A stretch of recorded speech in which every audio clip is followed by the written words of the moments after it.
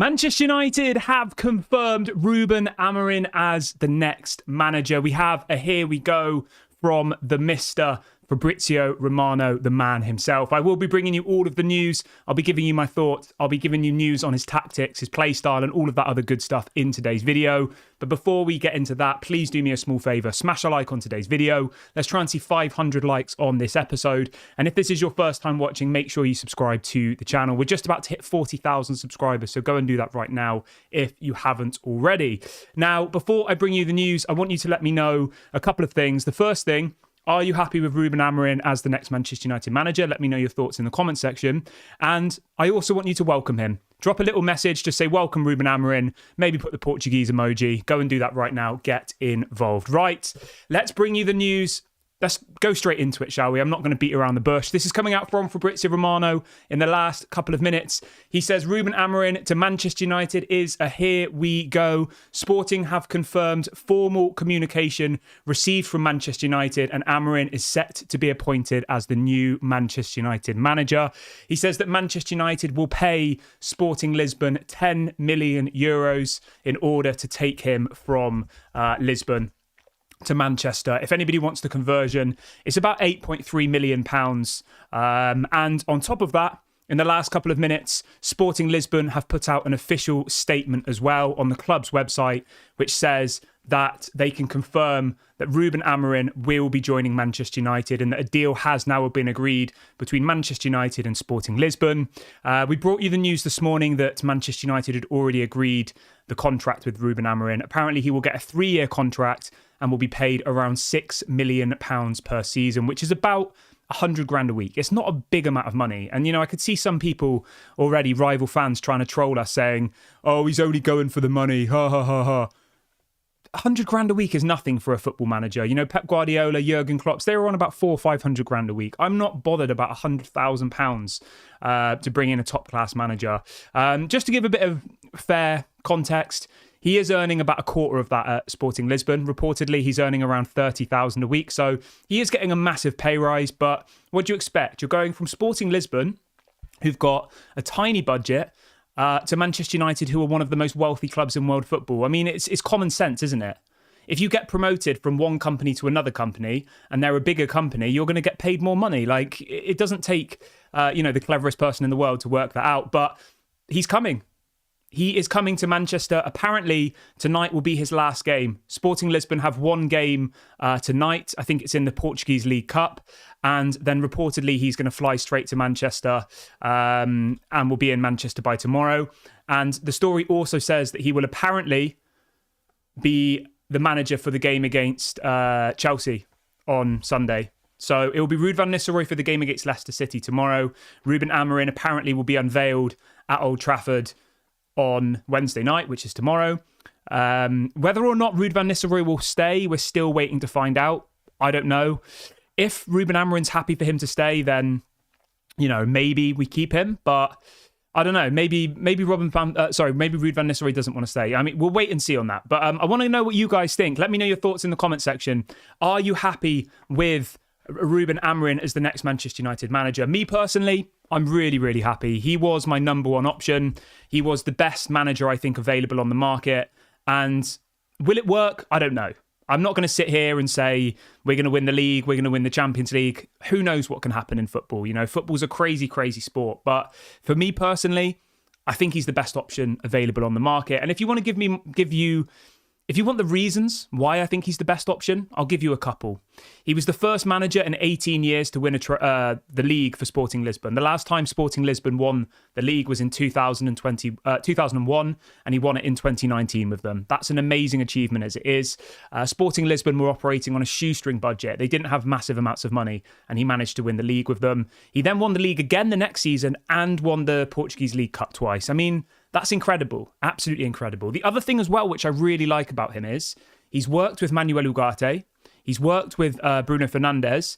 And you would hope that him and Diogo Dalot, obviously both being Portuguese, would have some sort of connection already. So there's already 3 players there who are in our first team who you would hope he would be able to elevate to the next level. And if you want more context, his ability to bring through youth is also really, really exciting. As I said, at at Sporting Lisbon, they didn't have a massive amount of money, okay? So most of the players that he developed were players from the youth academy, players that came through. So it's not like he's come in and spent hundreds of millions and won Sporting Lisbon a title. He won them the title by bringing through youth. And that's what really, really excites me about this guy. Now, people will say, isn't that what Erik ten Hag did at Ajax? But let's be honest here.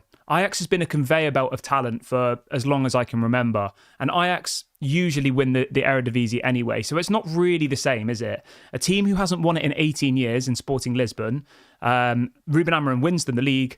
And I think it's a bit different. But I'm just happy about this. I think the ruthlessness of INEOS in order to get this deal done so quickly is really, really impressive. The fact that we announced Erik ten Hag was being sacked yesterday, and within 24 hours, we have a new manager. That's impressive.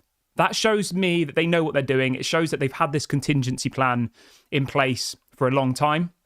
So for that, I applaud INEOS. The one thing I will say is, why did they not appoint him in the summer? I don't know. I mean, I think that's maybe being a bit critical.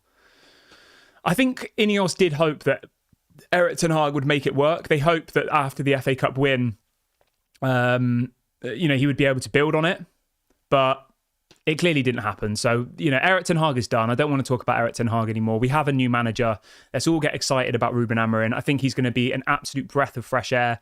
The one thing I really, really want to focus on, though, okay? And I beg, if you take anything from this video, it's this next sentence. Give the man patience, okay? Let's give him 2 or 3 years. You have to. I know there's some people who think we should be winning titles and stuff. I get it. We've suffered so much as a fan base over the last decade. I know. It's been painful. It's been horrible. There's probably some Manchester United fans who can't even watch the games anymore because it makes them so depressed. I get it. I understand your pain. But please, give Ruben Amorim some time. Give him at least a couple of years before you start being critical of him, Like, he's coming to a new league. He's going to have new players, new pressure. We need to give him some patience. So, please give him some patience. Give him some time. Get behind him.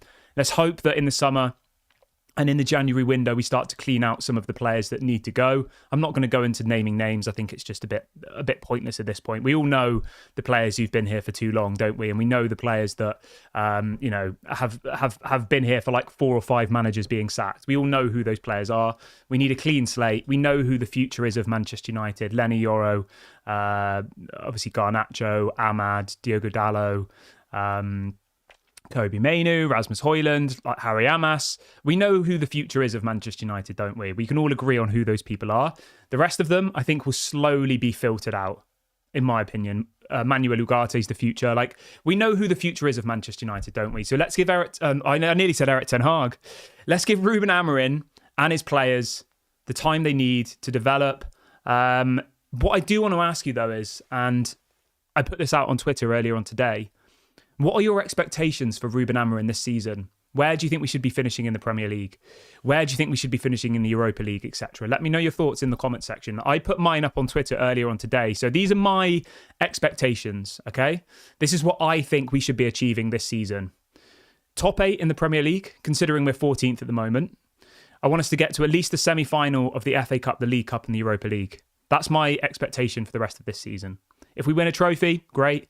But top 8... and, a good run in all of the cup competitions. That's what needs to happen. Obviously, if you come up against Man City in the next round, then anything can happen, can't it? But yeah, that's my expectations for this season. I'd love to know what you guys think, though. What's your expectations for Ruben Amorim in his first season? The one thing I will say is, obviously, it's probably going to be a change of formation. He's not going to be playing a back 4. Apparently, he is 100% going to play this 3-4-3, which I'm excited about. I think a 3-4-3 would be interesting.